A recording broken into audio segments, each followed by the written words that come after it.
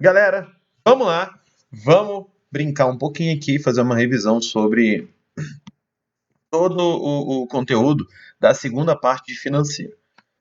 Essa prova de financeiro, ela não é uma prova difícil nem complicada. Só que é importante você ter em mente o seguinte: ela é um pouco complexa por causa principalmente do conteúdo que nós vimos ali na matéria de investimentos, não é mesmo?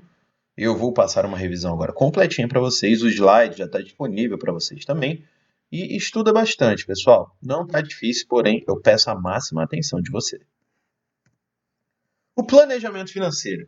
Ele vai tratar justamente do processo racional de administrar sua renda, investimentos e despesas. É importante frisar aqui que o planejamento financeiro ele não vai administrar só recurso que entra, mas também as despesas, recursos que estão saindo, não é? Objetivando aqui, pessoal, tornar realidade seus sonhos, desejos e, olha só, metas, ou seja, atingir um objetivo.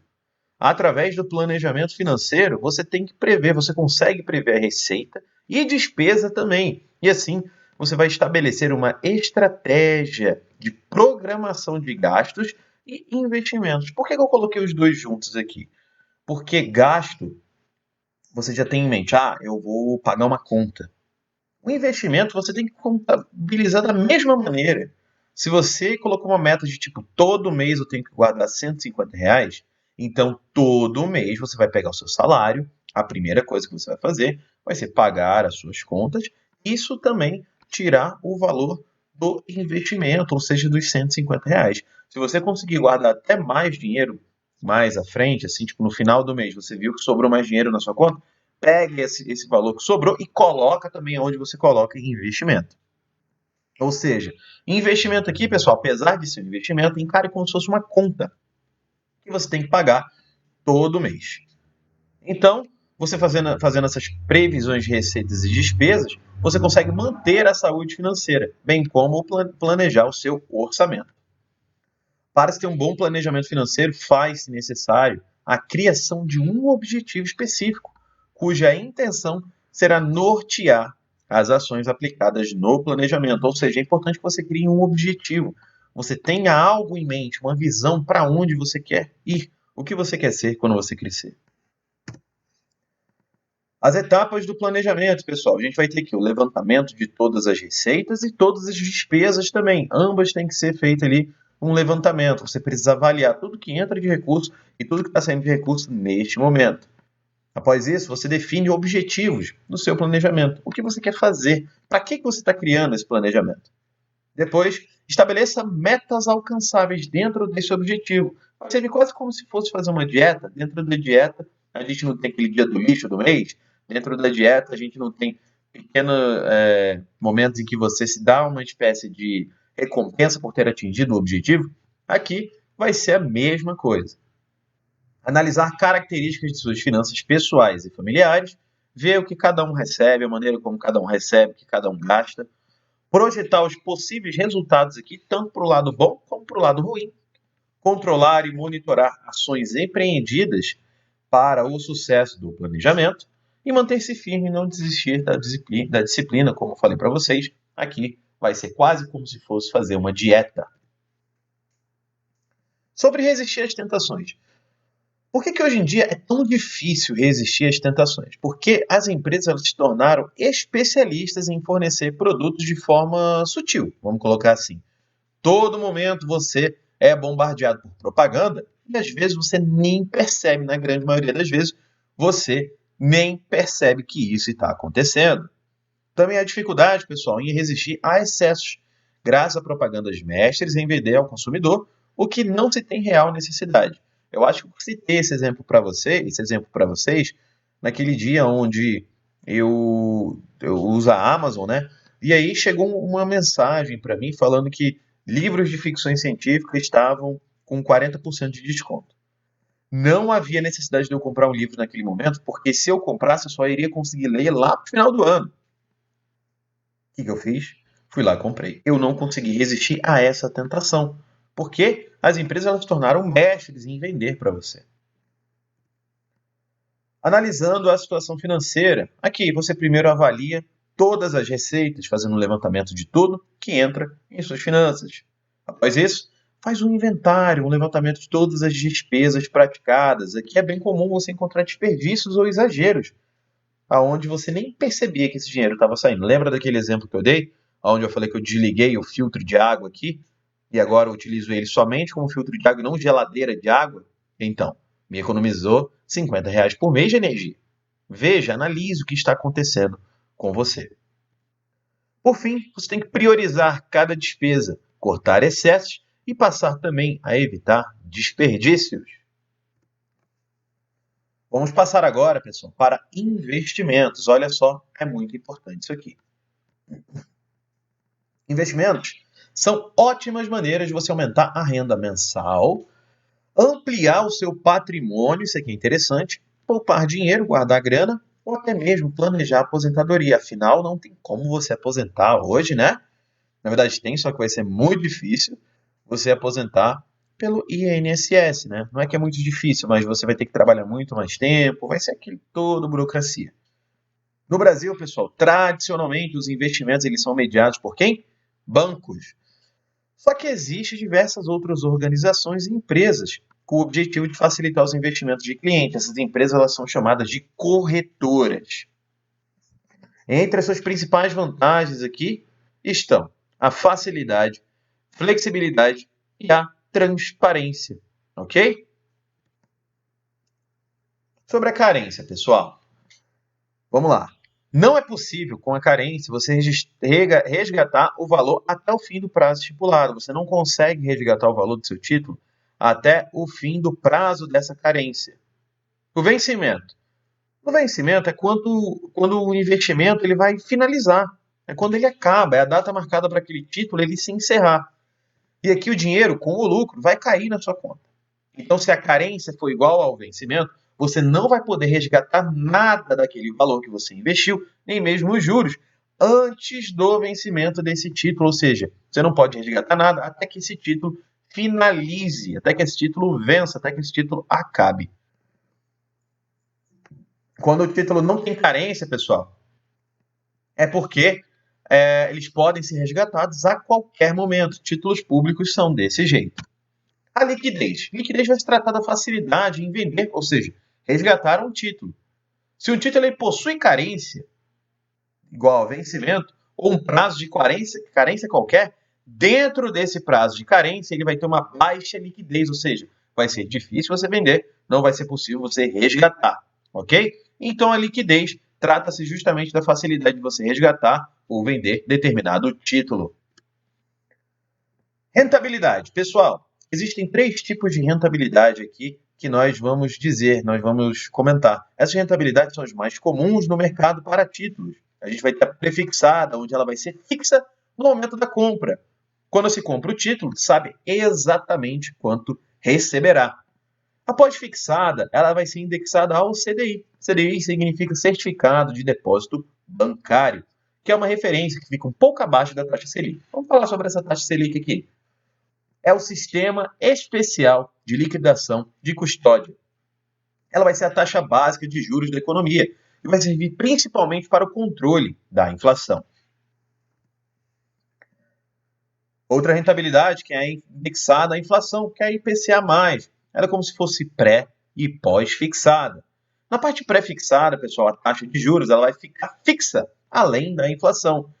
Já na parte pós-fixada, a taxa de juros ela segue o IPCA, ela segue a inflação, ok? Ela vai seguir ali as nuances da inflação, as variabilidades da inflação. Títulos públicos são certificados da dívida pública, utilizados e emitidos pelo governo federal para que ele possa financiar as suas atividades e que obter recursos para financiar a dívida pública. Sendo bem redundante, é isso aí. São extremamente seguros porque o risco de crédito é justamente do governo federal.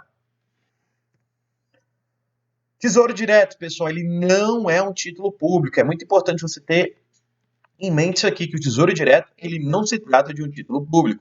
Ele vai ser, na verdade, uma ferramenta que é utilizada para que você possa comprar os títulos públicos. O investidor, então, ele compra título público através da ferramenta do Tesouro Direto. Lembre-se que em aula nós vimos a ferramenta do Tesouro Direto na prática.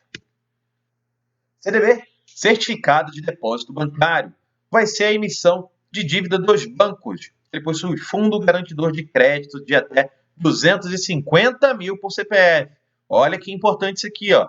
O CPF, caso ele invista no CDB, a pessoa física, né, vai ter o seu investimento protegido até 250 mil reais. No CDB, pessoal, comparado aos títulos públicos, o investimento é um pouco maior.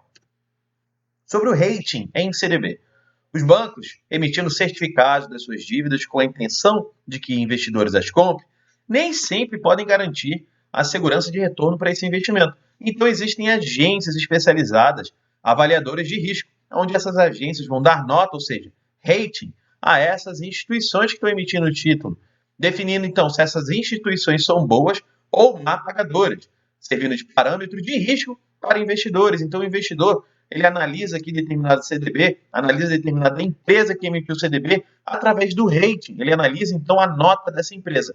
Se a nota da empresa for de uma má pagadora ou média pagadora ali, o investidor ele sabe dos riscos do seu investimento. Inclusive, alguns investimentos cujo rating recebe justamente uma nota ruim, eles possuem uma rentabilidade muito maior e muito melhor. LCI e LCA, letra de crédito imobiliário, é um título de renda fixa que é lastreada no crédito imobiliário, ou seja, o investidor ele empresta dinheiro a uma instituição financeira, que aqui vai direcionar os recursos para financiamentos de imóveis. Já a LCA, pessoal, que é a letra de crédito agrícola, são títulos de crédito emitidos por instituições financeiras direcionadas a financiar o setor agrícola no Brasil. São bem similares e aqui vai caber a você, investidor, analisar qual é que vai trazer melhor investimento, melhor rendimento. As debêntures são títulos de dívida que são emitidos por empresas. Olha só a diferença. A gente tem título de dívida pública, tem o CDB, que são títulos de dívida dos bancos, e aqui, debêntures, títulos emitidos pelas empresas. O investidor ele vai comprar esses títulos aqui, emprestando, obviamente, dinheiro à organização, e recebe o capital acrescido de juros. Capital mais juros, a gente tem o montante, após aqui um período determinado. O objetivo, portanto, é gerar recursos financeiros para as organizações. O investidor ele pode ficar com o debênture até receber o montante ao final do prazo estabelecido ou vendê-lo para outra empresa. E também existe debênture que pode ser convertido em ações. O maior problema da debênture é o risco da empresa não conseguir cumprir com o acordo. Novamente, o rating aqui ele se faz presente e peça fundamental para o investidor saber analisar os riscos daquele investimento. A poupança, a caderneta de poupança, olha só, ela não é um investimento atraente em termos de rendimento, podendo chegar inclusive a ser nulo, um investimento nulo em tempos de inflação alta. Aqui o rendimento ele vai ser nulo. Mesmo assim, é o investimento mais popular do Brasil. Por quê? Justamente porque tem uma facilidade e comodidade em ser aplicado aqui na poupança, ok? Somado também ao desconhecimento da maioria da parte da população acerca das alternativas existentes no mercado. Isso acaba contribuindo para a popularização da caderneta de poupança. Quando determinado valor, pessoal, é depositado, ele vai receber uma espécie de etiqueta com a data do produto, a data desse depósito, na verdade, e o valor da aplicação. Então, o pagamento dos juros ocorre somente 30 dias após esse investimento, entre aspas, aqui. É como se existisse, então, uma carência para a remuneração desse investimento. Sobre as ações, a ação, pessoal, é uma pequena parte de uma empresa que é vendida na Bolsa de Valores, onde seu preço é definido pela oferta e pela demanda também. Ao comprar uma ação, você se torna um acionista na empresa, ou seja, você é uma espécie de sócio, você também é dono dessa empresa. As ações elas vão ser negociadas na Bolsa de Valores através de corretoras. Os acionistas eles vão lucrar no mercado de ações de duas formas. Primeiro, recebimento dos dividendos. Os dividendos são justamente partes do lucro da empresa que são distribuídas aos acionistas. Se o acionista, pessoal, ele é dono da empresa também, ele é dono de uma pequena parte da empresa, então ele tem direito a receber parte dos lucros, não é? Esses partes dos lucros são os dividendos. Outra maneira é através da venda das ações valorizadas, que inclusive é a mais comum, a maneira de se ganhar dinheiro na Bolsa de Valores. Você compra uma ação menos valorizada e a revende quando ela se valorizar mais. Aqui, pessoal, nós vamos falar agora sobre bancos digitais de forma rápida e resumida. Olha só, um banco digital é aquela instituição que não oferece atendimento presencial. Também são chamados de bancos virtuais ou bancos 100% online. Desde a abertura da conta bancária ao esclarecimento de dúvidas, todas as necessidades dos clientes podem ser resolvidas pelo computador ou aplicativos, que é o mais comum, sem fila, sem nenhum tipo de burocracia e sem precisar sair de casa.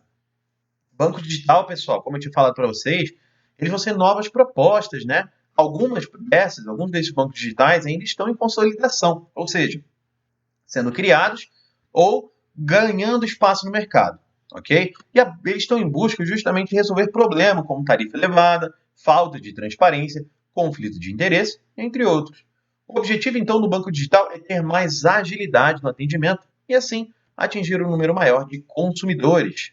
A maior vantagem do banco digital é a economia de tempo e dinheiro. Afinal, muitos serviços desses aqui já são gratuitos. Assim, você economiza na hora de usar o serviço e pode até investir seu dinheiro por meio dessas plataformas, porque muito banco digital oferecem sim o serviço de corretagem. O principal serviço que a gente encontra aqui no banco digital vai ser a conta corrente digital sem tarifa, cartão de crédito, em muitos casos aqui sem anuidade também, investimentos, seguros, consórcios e empréstimos, ou seja, tudo isso aqui a gente encontra em um banco comum também. Porém, os bancos digitais têm a capacidade e o know-how de poder prestar esse serviço para você. Beleza? Galera, então essa vai ser a nossa revisão, uma revisão bem rápida aqui, com os principais pontos que nós vimos nessas videoaulas, né?